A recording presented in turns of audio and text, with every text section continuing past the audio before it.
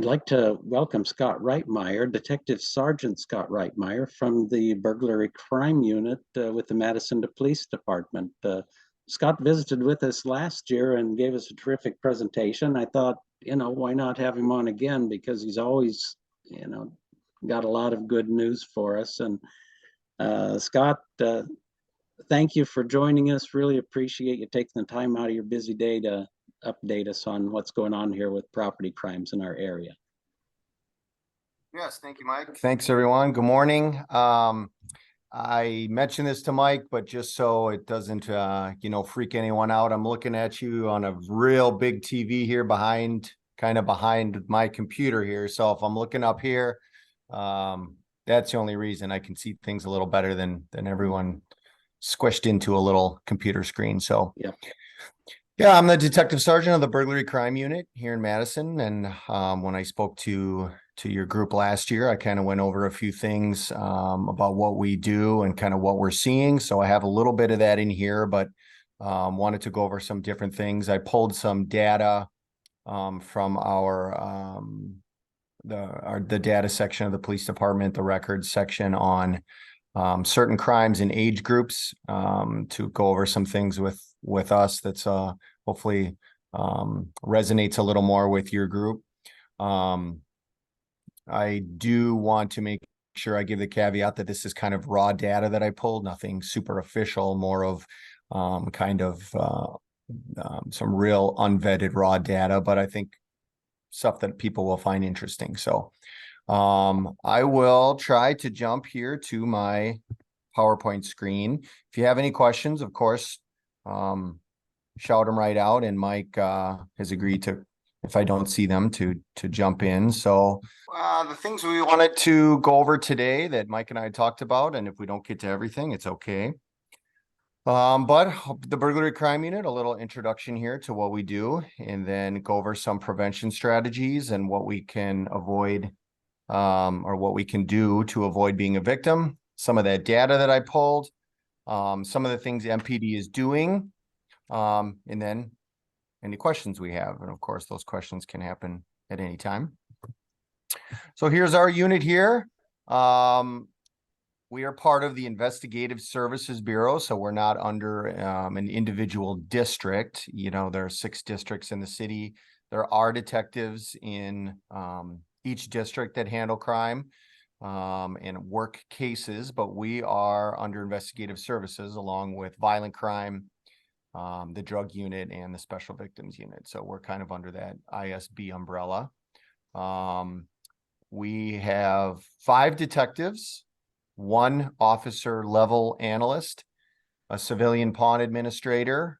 We have some volunteers that come in and help us, and we usually have an intern every cycle. So we were just out, this picture is from National Night Out just a week or 2 ago. It's not our whole crew, but it's one of the more recent pictures that we have. And so we were out there handing out some of our wheel locks and giving out some of our other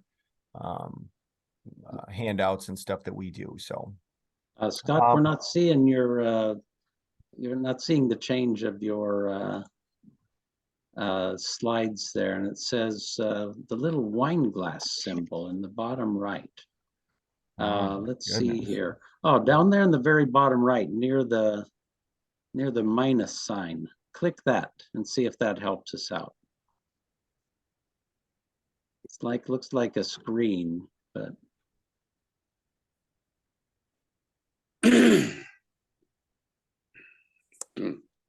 not do anything.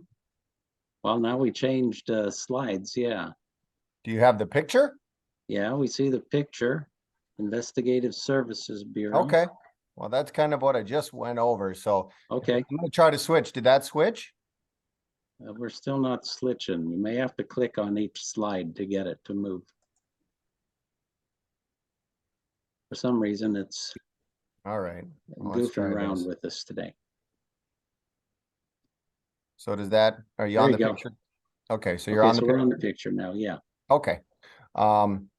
So let me just move. So that's all that we have working on burglaries here in this city? Yeah, well, the picture is missing our pawn administrator, Ellie. And then our officer that does our intel stuff, Justin, he wasn't there, but otherwise that's it. That's everything in the city. Wow. So that next point there is that I read every single burglary that occurs in the city. So even if something happens in the North District, that is being reviewed by us and assigned within my unit as is able. So the district detectives are not working those burglaries. So our group is out of Midtown here on Mineral Point Road. And I pretty much have one detective kind of liaise each district, and they're responsible for the workable burglaries in that district that they can handle or that we can handle as a group. So yeah, we're a little short. The burglary unit started with 6, cut down to 5, cut down to 4. I begged, borrowed, and pled to get our 5th back, and so we have 5 detectives. So I read each burglary. I make those assignments based on our procedures of case assignment and workload and pattern level and so on. So the kind of inescapable fact is that every burglary that occurs in our city is not going to be assigned to a detective. So it needs to be workable, have some lead of some type, or kind of meet one of those other X factors like a really large amount of money taken, or, if I read a case where, someone's, ring that they've had for 50 years was stolen, I try to find a home for that because those are pretty important cases. So. And a burglary, what exactly is that compared to, say, robbery? Yeah, good question. Good question, because people say a lot of times, I got robbed or something like that. Burglary is the intentional entry into a building, a dwelling, or there's a lot of other things that can qualify, but basically a building or a dwelling without the consent of the person in control of it. So if you're the owner of the house, you have to give the police a statement saying I did not consent to someone entering into my home. And then that suspect has to have the intent to steal or commit another felony, which, is usually pretty easily met. If there's an item missing, we can decide what their intent was coming in. So a robbery, on the other hand, would be if someone took property or something of value from someone, either from their person or, use some type of weapon to make them hand it over. That's more of kind of an in-person one. Burglary is saved a little more for entry into buildings with the intent to steal. That makes sense. About a car, if it gets someone knocks the window out of your car and grabs, your 8-track tapes.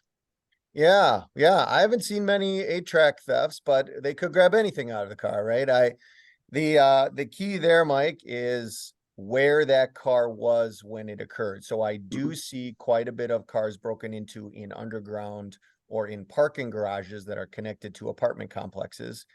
If that's the case, that is technically a burglary because it was inside a building structure or dwelling. If you're out in the parking lot, you're parked over at, Home Depot and someone breaks into your car, that is not a burglary. That's just a theft from auto or a criminal damage to property with a theft. Yeah. All right, thanks. Yeah, you bet. So I make those assignments to the detectives based on those things we talked about. In addition, last summer, the burglary unit took on one aspect of the chief's summer strategic plan, which was stolen autos.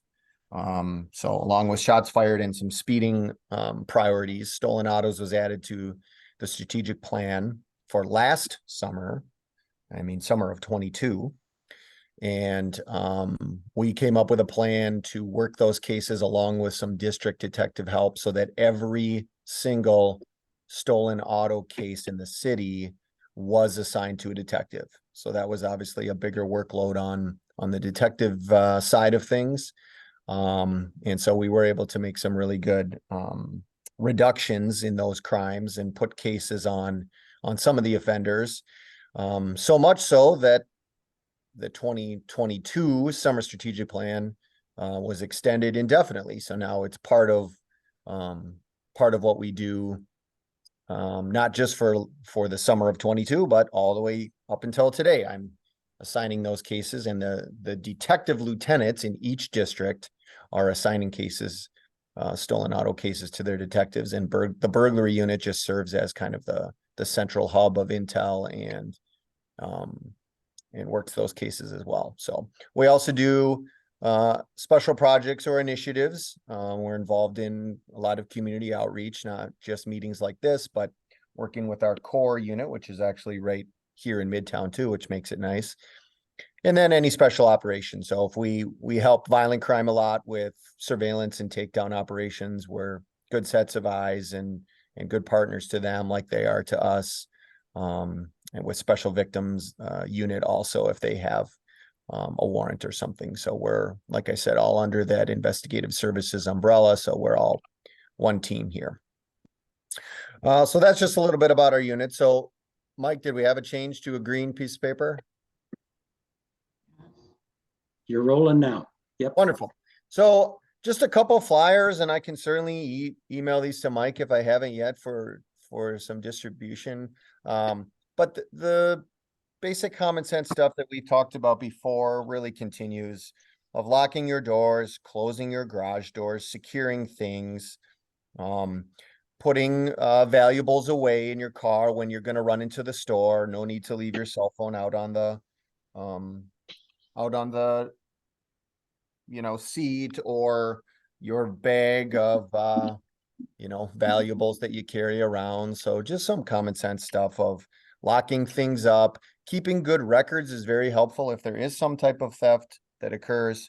And when the officer comes to your house, you have a good description of the item, maybe a picture of a valuable item, a serial number, something that can make things very smoother.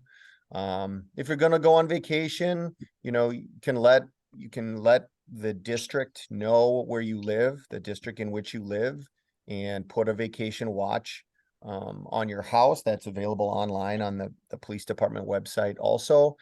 And just ask for officers to drive by a little bit while you're gone. We get those emails pretty regularly in the summer where, a family in the Midtown district here is going to be gone, for a week. Please, have an officer drive by if you can, park on your street during night shift or whatever. And have someone just kind of checking on your house while you're gone. Just make sure that the door is shut like it should be, and so on. So we do have a lot of theft from autos in Madison, and the vast majority are unlocked cars. What we see really more than anything is unlocked cars in a driveway. And when the suspect gets into the car, there's a garage door opener in the car. They can pop the garage door, and now they're in the garage. And then if that door is not locked into the house, now they're into the house. That kind of 1, 2, 3 progression is very common.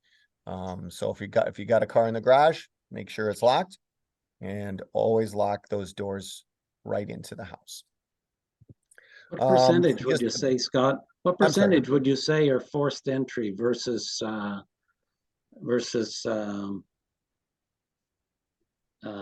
this? I walked into your house and took your stuff.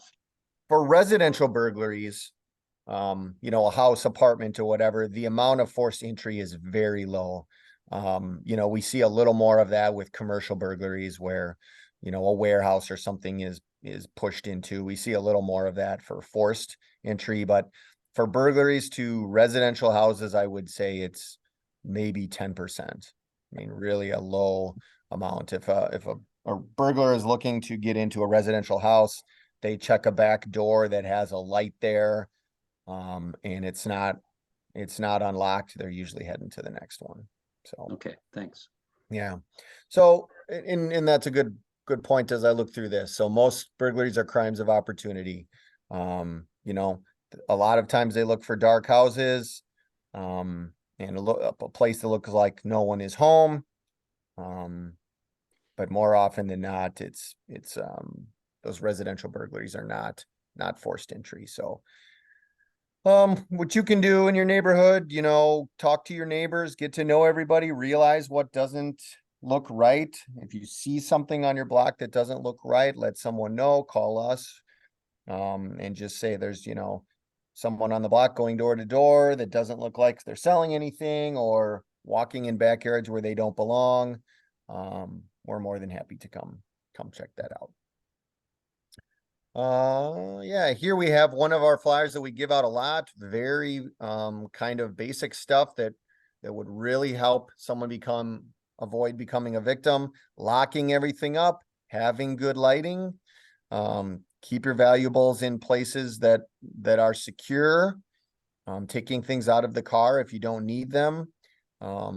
We have lots of spare keys that get found in cars. Someone gets into an open door or an open car and finds that the owner has put the keys in the visor or under the rug or under the floor mat, and now they're on their way. So as convenient as that can be, especially with cars now that have remote start or push button start, and someone just leaves their keys in the console so that when they get in there, they can just press the button. The criminals are onto that. And just locking everything up, closing things at night really will go a long way. I have a checklist here, just kind of a home security checklist. I don't need to go through every one, but if anyone wants a copy of that, happy to get it to Mike for dissemination, just kind of things you can do to make sure that you kind of have a checklist of things. Crime Stoppers is a program, of course, many of us know. It's also the Madison Police Department kind of liaison to that program is works in my unit. Ellie, she's the pawn administrator, but she's also in charge of our Crime Stoppers. So she gets lots of tips every week, some good, some that may not be so helpful, but she gets those moved around to hopefully to the officer or the detective that's working, any given case. So I mentioned this before, but some of this data I pulled, I just want to make sure I give a little disclaimer that I didn't, this isn't vetted to the nth degree. I asked our data guy to pull some crimes by age of victim to make this a little more, to hit home with us a little more here. He just asked me to remind everyone, there are times when the age of the victim's not always available.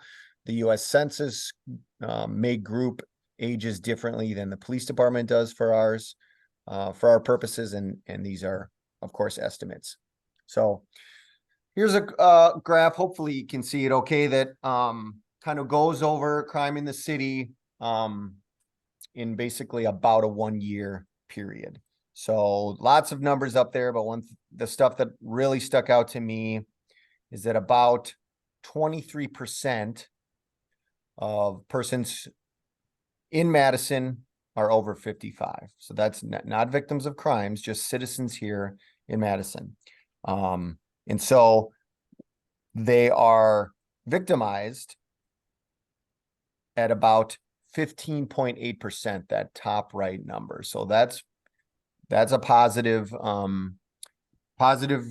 factor, a positive figure, considering that we're making up 23% of our population, but are only victimized 15%. So lower than the representation in the population. The red numbers there show that they are more likely to be the victim of those numbers in red. So that's burglary, stolen auto, vandalism, and theft. So that's a number that's important. That shows that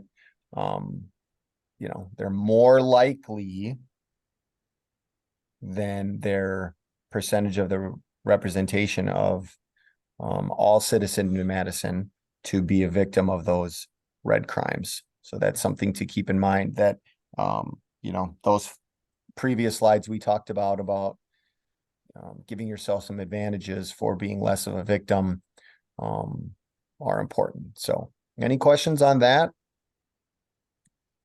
Don't want that to get too kind of wordy and mathy, but I thought it was important stuff. Do you think that in some of those cases, Scott, where older adults are disproportionately affected, you think that's because they're more likely to own a home or own a car, or are they being targeted by the criminals? It's probably a combination of all. I wouldn't say that there's necessarily a targeting of that age group simply because, we know that most of these are crimes of opportunity, that there's not, advanced scouting going on, by some of the offenders to look for older adults.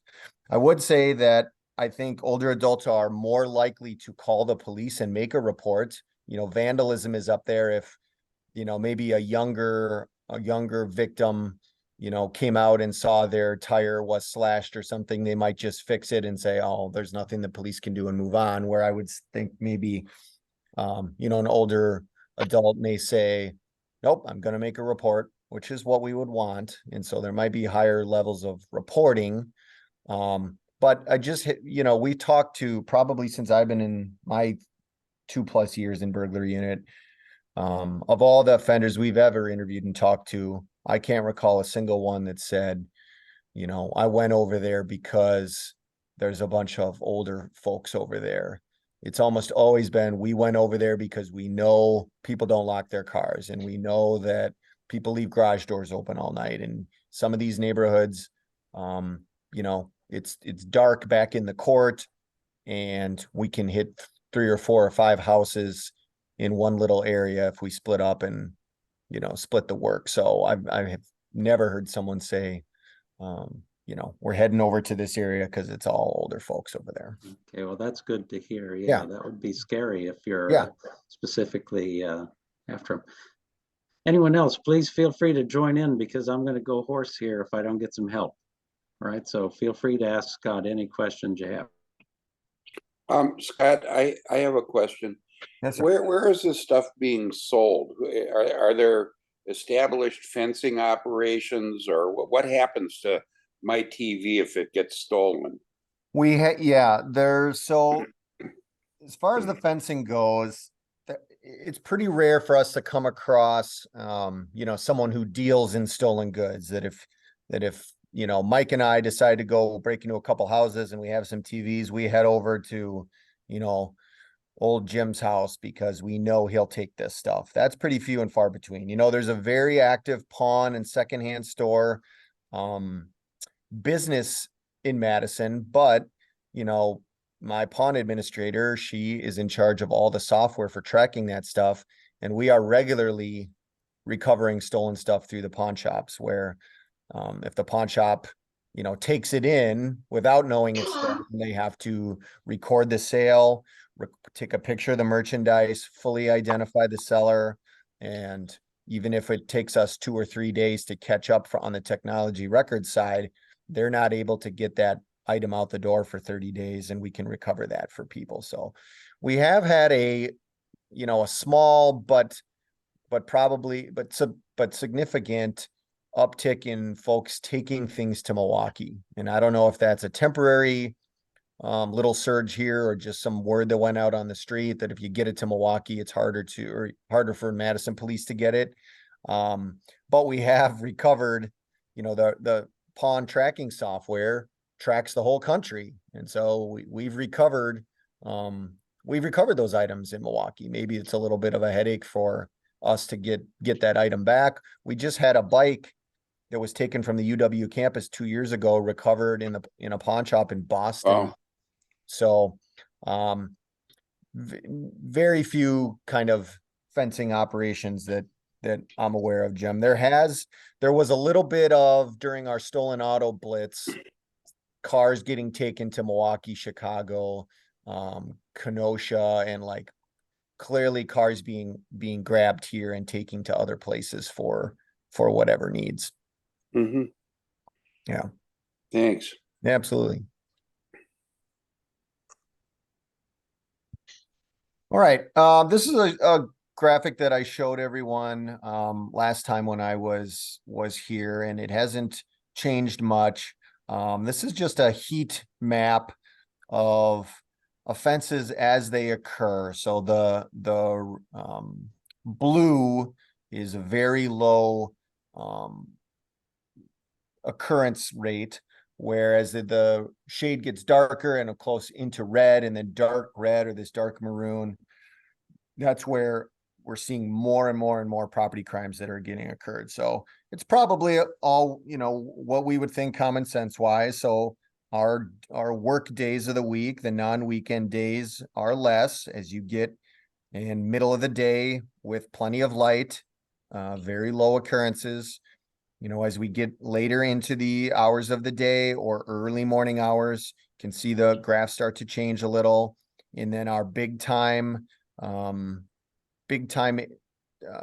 times of crimes occurring are, that Friday, Saturday, Sunday, and darker areas in there are, the 7, 8, 9, 10, 11 p.m. and then into, 1, 2, 3, 4, 5 a.m. So nothing too shocking. I think for most of us to realize some of these folks are out on late weekend nights when they should be somewhere else and are committing, these crimes of opportunities, cars running or cars that are open, or, a lot of times folks are gone for the weekend or out of town, and that's when some of that stuff occurs. I am a little surprised though to see this clear trend, from what about 4 in the afternoon on Saturday until Sunday morning. I mean, these burglars are really out doing business. Yeah. Yep. And they, when the victim discovers that crime and makes the report, I think that's why you see a little more of the 5, 6, 7, 8, 9 a.m. darker areas as the burglaries are, discovered. But, there's really that Sunday at 3 a.m. is one incredibly dark block there. If you could, if everybody had secured all their items at 3 a.m. on a early morning Sunday, that graph would really take a hit. So really, good stuff to think about. I have a website up here that I can certainly send to anyone else too, but this is the weekly offense guide. So all of our data is for the police department. And, again, this is unfiltered data, but this is uploaded at the end of every day of crimes that have occurred or been reported the day before. So keep in mind, there's a lot of factors that occur to this, but if that's something anyone's interested in, this is all available on our website. If you go to our data section, we have a director of data and innovation. I think his title is now Dr. Lee Hunt. And his information is on the Madison Police website, and underneath he has a lot of links where someone can go right to our raw data.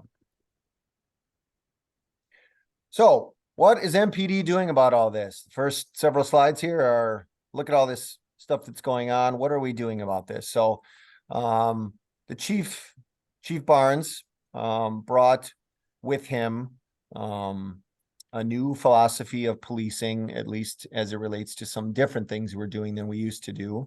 So stratified policing is a model of policing by some professors in Florida. I think they're based out of Florida.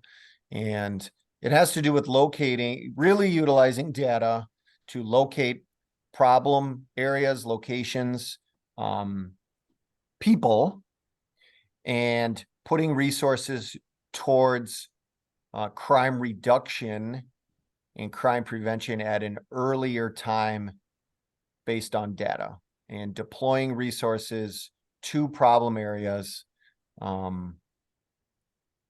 quickly and efficiently. So one of the examples in that's brought up often with stratified policing is the small fire versus large. If there's a 2 or 3 sticks that light on fire, I can put it out with my foot. If it's 4 logs, I'll need a hose. If it's a whole city block, we're going to need an airplane. So can these small fires be put out quickly? And we know the answer is yes, but the question is, does the police department or those that are in the position to provide resources to certain areas aware of the small fire. And so that's one thing that's really kind of, we collect a ton of data in the police department, but are we doing a good job of sorting it, grouping it, and getting it to the street officers or detectives or the people in your neighborhood versus the neighborhood on the east side that has that problem? And so the definitions get decided of exactly what raises the flag to say to the district captain or the district lieutenant that, hey, there's a problem over here on Main Street. We've had 3 car break-ins in one night, and a week later we had 3 more. There's a pattern here, and this calls for action. So our street officers have been starting something called Cooper patrols, which has shown through a series of studies to be effective in reducing crimes in certain areas. So that's a random 10 to 15-minute patrol at least every 2 hours in a hot spot that will optimize deterrence. So we define the hot spot by the type of crime, the amount of occurrences of that crime in the geographic area and in a specified time. So it gets a little wordy with the data, but our analysts discover these what we call micro time hotspots and make sure that that data is immediately shot to the district lieutenant that's in charge of deploying the street officers so that notification can be made. Hey, folks, we have a problem here. Let's step our patrols in this specific area. On the detective side, for stratified policing, we got off a little easy. All they want us to do is work our cases. So we were doing that anyway. That's why what's what we like to do. So we are working to reduce crime and the fear of crime by holding offenders accountable, retrieving and returning stolen property to the owners when we can, and making sure that we do good cases. So locations where concentrations of crime occur, or areas that seem to have more crime or disorder activity than other areas. Those are our problem locations, problem areas, and we can work our resources to that area. There's also a very big outreach part of what we're doing, making contact not only with groups like yours, but young people, working with our other groups within Madison Police that do their outreach so that we can make sure we're doing our job there. I also have the big time luxury of having 2 former school resource officers that were promoted. One from La Follette, one from East PD. So between the 2 of them, they know every kid that graduated from those schools in the last few years. So we're in a lot of good shape there. Any questions about that kind of the change to that philosophy or some of the things we're doing with that? This may not directly relate to this slide, but do you think there are any professional burglars in the Madison area? We've had a few. We have like we said, the majority are these opportunist folks, but we have had, especially along the lines of commercial burglars. That's where we really get someone coming through to clean out tools out of a work site or to get into a construction suite. A lot of these business owners just have a suite maybe in an industrial area, and the storage unit burglars, sometimes they're drug addicted folks that are trying to make a big score, but we also have folks that realize what a weakness that is and can come clean out 1 or 2 or 10 storage units in a night and be on their way. So we have some of those. We've made some arrests on some of those. Mainly the leads come from tracking the merchandise where it ends up. Tools have good serial numbers, and a lot of tools are unique. It's not like my tool drawer at home that has 10 screwdrivers and a couple hammers. A lot of times we have a lot more specified, expensive equipment that can be tracked better. That a lot of my pleas to these construction and commercial workers are to keep good records, same as I'm saying here, because there's a lot of time the officer goes there and they say, it's an impact drill, but I never bothered to write down the serial number or something. So we see a lot less of that. Mhm. How Thanks. often, Scott, would you say that you're actually able to recover and return property to people? I mean, is it fairly common, or once they get your stuff, it's probably gone? Yeah, it's definitely not the latter that once your stuff's gone, it's gone. I would say we probably return 10 to 20% of items to folks. Depends on the item, of course. If, a snowblower can't be hidden or go too far in a lot of cases, whereas jewelry is much harder. We had a case in the Midtown district here where jewelry was getting shipped to the East Coast to an online appraisal and secondhand business run on the East Coast. That stuff's a lot harder to stay on top of. And one of the things I've told the detectives at the beginning of the year is that, we're going to try to put some cases on burglars. That's in our mission statement, but to return someone's property to them, even if we don't get a conviction, is still a win for us. If we've recovered, sentimental items, pictures, and jewelry passed down from generations, and items that have a lot of sentimental value to people. So we consider that a win too. So Yeah. Do they put stolen items up on Craigslist and Facebook Marketplace a lot? they do quite a bit, and more than anything, Jim, is bikes. Those bikes get whacked somewhere and they're on Facebook within the hour. Bikes are kind of they fall into a weird area with us. Nor a lot of times they don't come to us in burglary because they're not taken out of a house. But a lot of these underground garages downtown, they're building so many of these high rises there with those garages, and they're all filled with young people with money. And they seem to get their bikes taken at a crazy rate. Like one of these guys will if he can get in the garage, he can get out of there with the bike. But those come a lot of times through the self-report system. If the victim calls dispatch, they get moved to self-report because of the smaller dollar amounts on some bikes anyway. And then it takes, 2 or 3 days for that to ever get to me. And by that time, the person has found, a resourceful person's found their bike on Facebook. Yeah. And tried to update the police department, and it's been sold quick. But since I've been here, we've probably done half a dozen or 10 little stings where we call and order up the bike and go over and grab it. In a few of those cases, the person selling it has bought it. It's already changed hands 2 or 3 times. That may not be the person that actually took it, but then that's still getting the bike back. Yeah. But yeah, bikes more than anything. People love to get those on there. Jim, I've just wanted to jump in there with you. I know you work as a volunteer on these self-reported cases. Have you had some experience trying to track down these things that, ordinarily wouldn't be assigned to a detective? There are almost never any leads. So there isn't the next step to take, really. I was involved with one several years ago involving a stolen bike where I think I found it on Craigslist, and you did one of those stings, I guess you'd call it, where you went and got confronted the guy that was trying to sell it.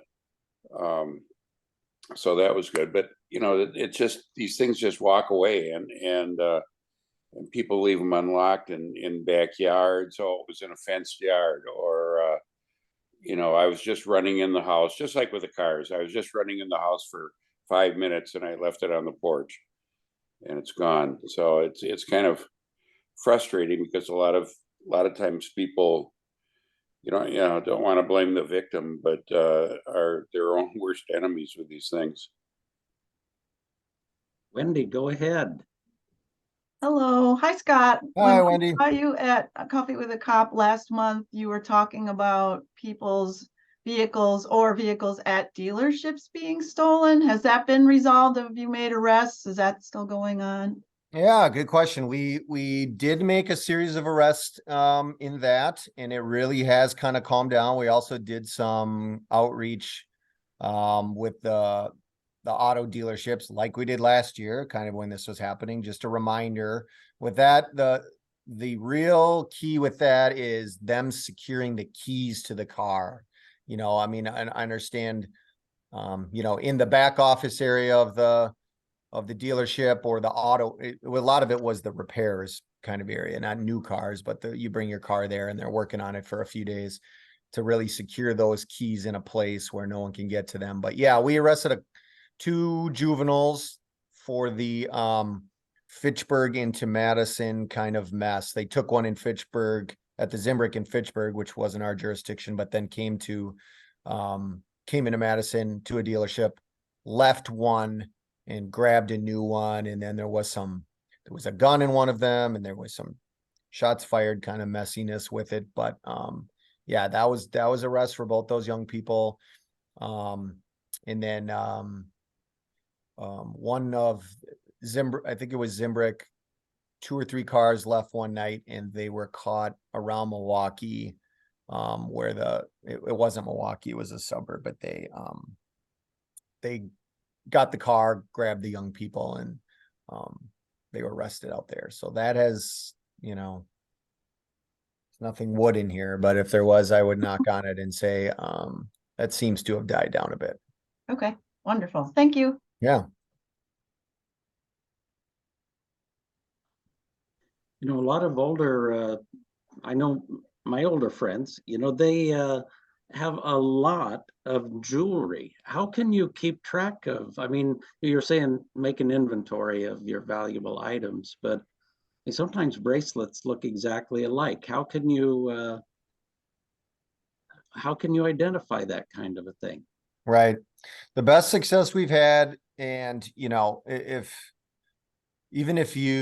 someone that has a collection of jewelry lays it out and just really records maybe the more expensive pieces, that can help a lot. Just if we all have good cell phones now, just a picture of it and a little description that you could recall. Maybe you could recall it without writing it down later, but just a good description of it. Ellie, my pawn administrator, she also kind of trolls that inventory online system. It's called Leads Online, that chronicles those transactions and sees transactions that just make no sense to her. Sometimes she'll just write me an email and say, I don't know what's going on with this, but it's weird. She sees 100 transactions a week and she's been doing it 5 years. She's like, this one is odd. This guy came in, he gave an address of, Orfordville, and pawned $10,000 worth of jewelry. That's weird. Like, we need to work backwards and see if that matches anything of ours. The pawn folks are bound by city ordinance to comply with these regulations. So they are usually taking pretty good pictures of the items. And,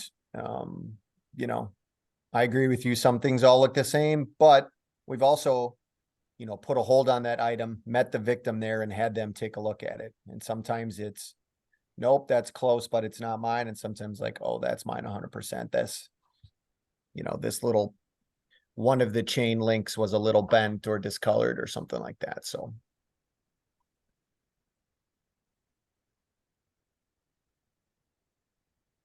Yeah.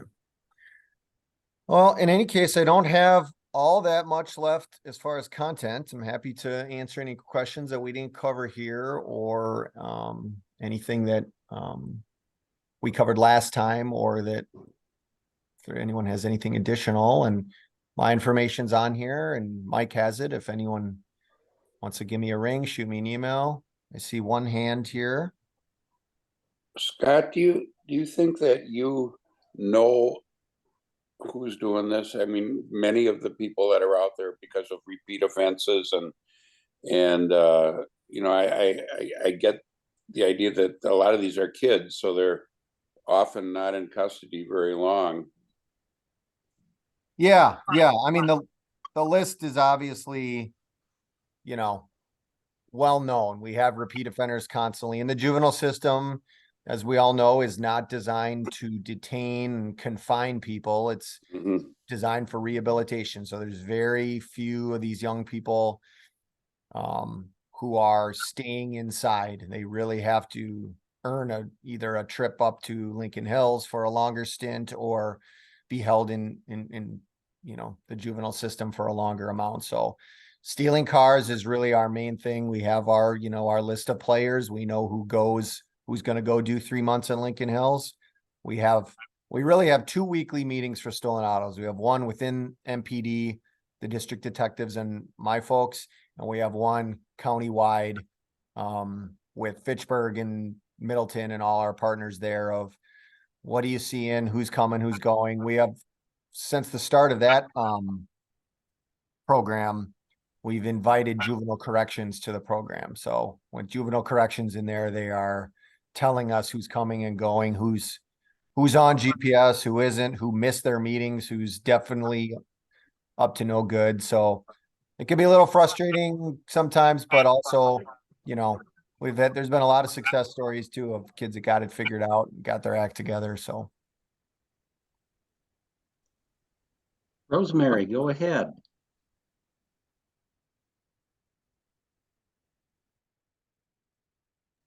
You have to unmute yourself if you would, Rosemary. Okay, well, my concern is, it has to do with, in September, I'm going to an event at Monona Terrace that gets out at 9 p.m. I'll be taking a bus home. It's going to be getting dark, earlier. I don't usually go out after dark, but, being a senior and everything.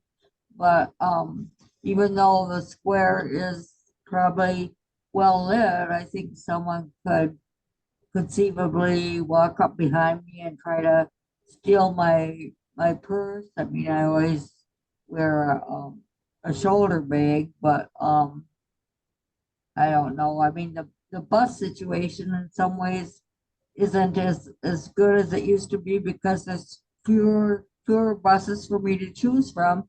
If I the way it was before, if I missed say the number 5, I could maybe take a 4 or 2 to go south. And now I guess I'm gonna be in a situation where I could either transfer from a C to a B when I wait, get off the C in the university area on Lake Street and University to transfer to a B. But if I happen to miss the C, another one's not coming for a half an hour. So perhaps I'd be better off walking a few blocks and getting on a B in the first place. But then I'm standing there and when you're standing still, I think you're kind of more in danger than if you're walking. yeah, I don't know a ton about the bus system, to be honest. But I would say just if be in a well-lit area, like you said, the square should be pretty well lit that time of night. Be aware of your surroundings. If you see something that is making you nervous for any reason, you can certainly give us a call. The Capitol Police are on the square as well. Have your phone with you in case something does, you do feel a need for us. Or I know there's some different ride sharing things too. I mean, if you have a long, a history with the bus and then you've ridden that a long time, you know that system much better than something else. But those very good concerns. Go ahead, iPad.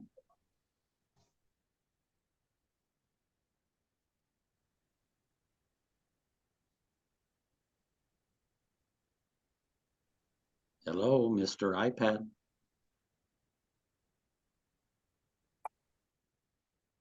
Anyone else? Lori, I saw your were unmuted there for a while. Go ahead. Yeah, Scott, I was gonna ask about youth. I mean, what are the consequences for like stealing a car? As a, having been somewhat of a troublemaker when I was a teenager. Yeah, I don't believe it. Well, I had some trouble, but I matured. But, the consequences can make a big difference. Like they kind of scared me straight, the police did. And the other thing that happened is just the community service. Just things like that were helpful. I just wonder what the consequences are. Yeah, the juvenile system, like I mentioned, is rehabilitative, not not for locking folks up and getting them, off the street. So there's, if someone if someone with no criminal record is a juvenile is taken into custody, that's a fingerprint and photograph by policy and released to guardian that night. There's not even a night in the juvenile center. Wow. Yeah. And that's when we make a referral. So if a detective, just a clean cut example, if a detective has a case of a stolen auto only, so let's just take burglary out of it, that a car parked in the park and ride over by Arby's, a kid found it with the keys in it, took off, and was apprehended. That referral, so we're going to get that case, send our paperwork to the district attorney's office with the police reports, one package where that is reviewed by the juvenile portion of the DA's office. That is before there is that child is brought into court, before they see a juvenile judge. That case is reviewed by a county social worker for resources to be suggested or sent out. So, maybe the parent is, had some issues with their, working so much they're not home to make sure the kid's going to school, or there's also been problems at school that have been documented. So the social worker has really the first crack at it to say, here's where I think we need to get this family some resources, whether that's, parenting classes or some type of different aid that the county has, or just the social worker to call, get everybody together and say, the big problem here is that, mom works 2 jobs, and so all afternoon the kids are going wild or something like that. Then it moves forward to the court process, which is, so much different than the adult system. But if the child is brought in with the parent, they do see a juvenile judge and the juvenile DA and this social work team to try to figure out the best resolution. Is there some, was the car damaged? Is there some restitution that has to get back to the victim? And is the child now going to have weekly meetings with the social worker? The parent's going to come every 2 weeks to talk about progress or whatever. So that's really like the gist of the juvenile side. We do get tons of reoffending, the kid,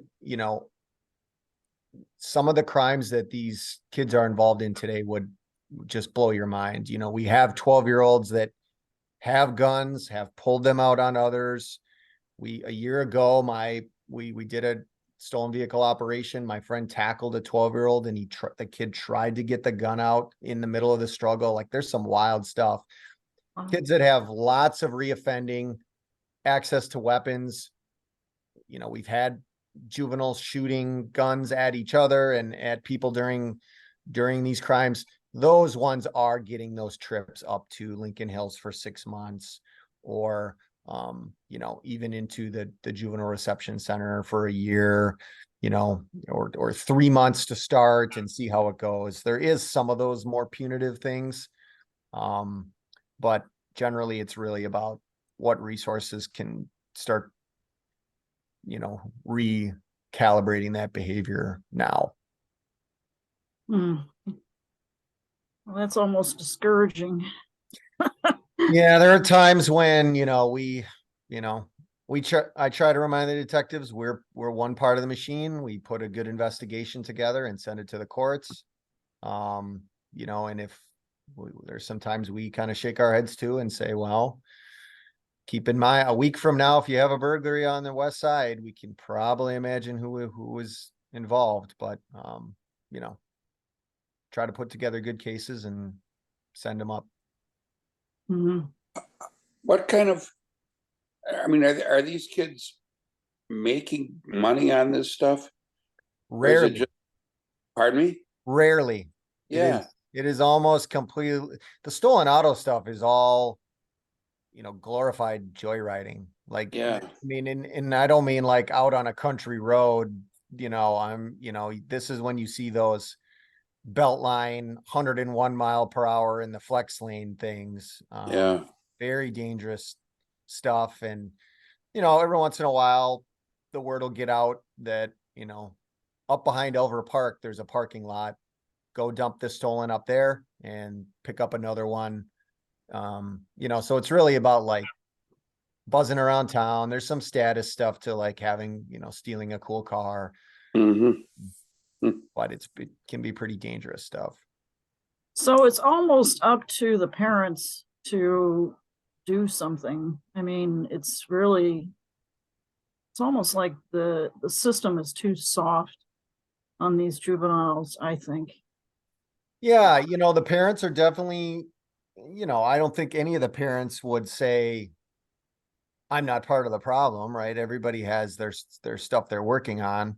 Sure. The question is what's the best way, you know, if you know, they would have sent, you know, you to a juvenile facility when you were young, Lori, would that have done more harm to you and turned you worse? Or whatever, it sounds like whatever experience you had changed your thinking. And Well, so, I spent the night in jail. okay. Well, You know, it was different during those times. I yeah, mean, it really did. Society's a lot different.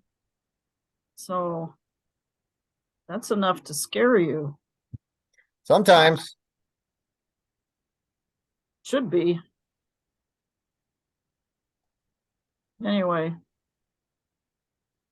iPad, go ahead, jump in.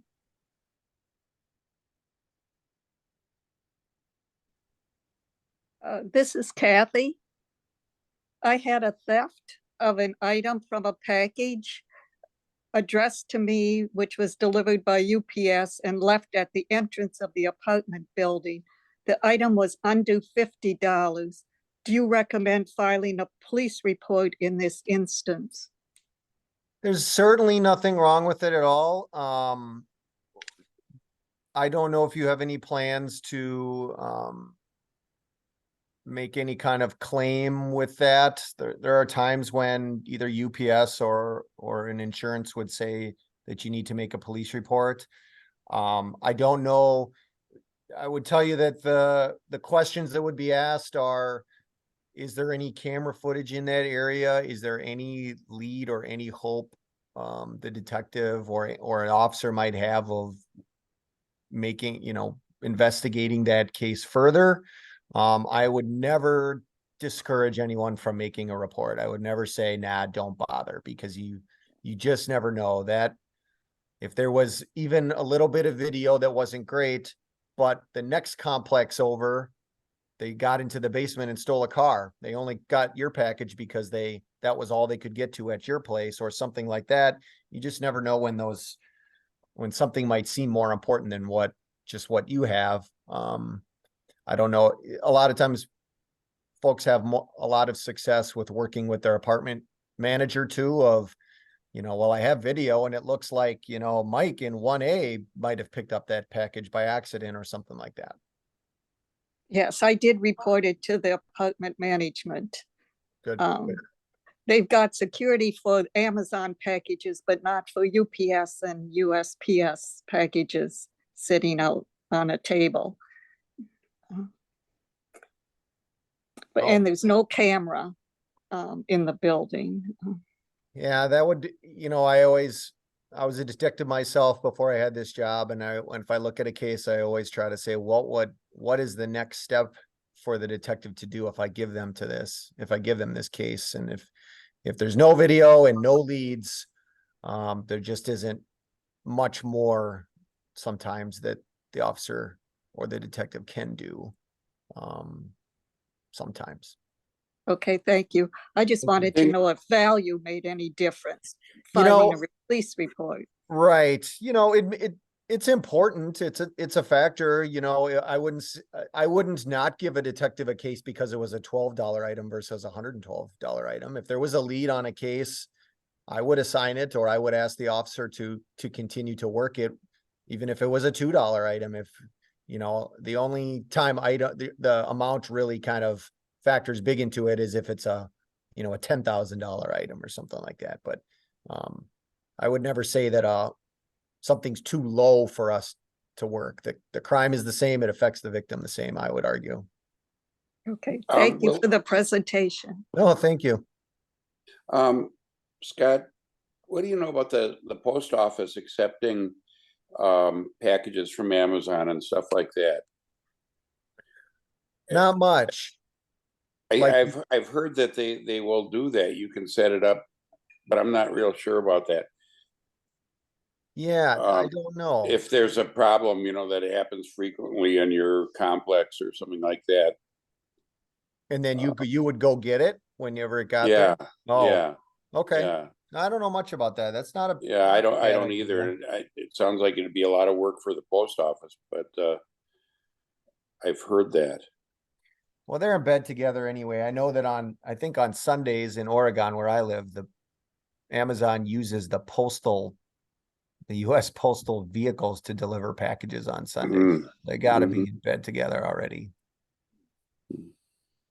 Janet had a question, Scott, in the chat box. It says, once the Common Council eliminated the evening curfew for kids, did you see any increase in burglaries? Boy, not that sticks out to me, working night shift when I was, the curfew ordinance wasn't utilized a ton as far as officers going looking for young people out when they shouldn't be. If there was a problem with a young person out and they were out after curfew, then, that citation could be written. But, I do think a juvenile curfew is important. And it would be a good tool to be used for night shift officers if they run into, young people, creating trouble. But I don't recall like a strong increase in numbers then. Was there a strong decrease in numbers when Ring doorbells came out? Ring doorbells are incredible. And what I always tell folks, especially the officers, is it's never the Ring doorbell of the person who was the victim that solves the case. It's the one across the street or the next one over. Like, these young folks will perch down next to the Ring from next door and plot the whole plan and then go over, so those are really, really nice things to have. They bring a lot of cases home. Okay, last chance. Everyone, Scott's a busy guy. Please, if you have any questions, get them out there. Otherwise, we'll be letting him off to get back to work. Please ask your question here real quick.